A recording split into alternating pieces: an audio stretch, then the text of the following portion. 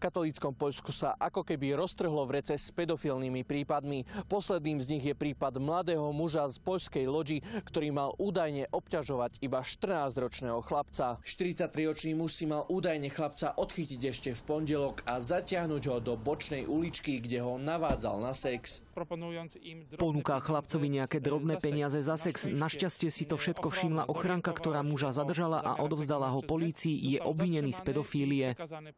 Včera riešili policajti aj prípad z Nového Targu nedaleko našich hraníc, kde bežne chodia tisícky Slovákov aj so svojimi deťmi nakupovať. Obnažil sa pred malým dievčatkom a to sa tak vyľakalo, že utieklo späť k mame.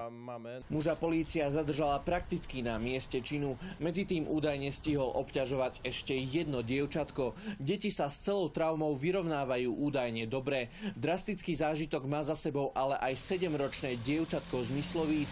To spolu s jej kamarátkami odviedol muž z detského ihriska a začal pred nimi masturbovať. Dvom z nich sa ale podarilo utiecť späť k mame. Na celý prípad upozornila matka jedného z dievčatiek. Jej vystrašená dcéra za ňou pribehla a opísala jej, čo s ňou mal údajný pedofil robiť. Matka na to okamžite zareagovala krikom a začala do muža, ktorý pred malým dievčatkom masturboval, hádzať kamene, následne utiekol.